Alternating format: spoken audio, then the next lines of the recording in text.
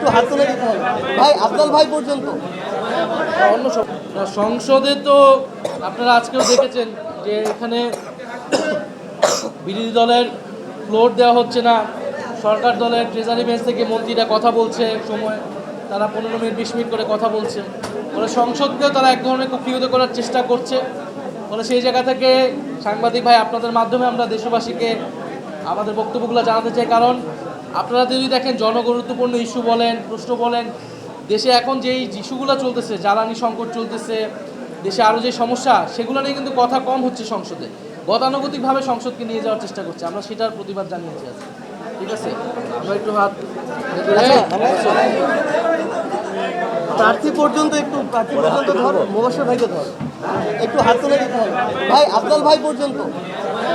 অন্য সবাই তুলতে পারছি।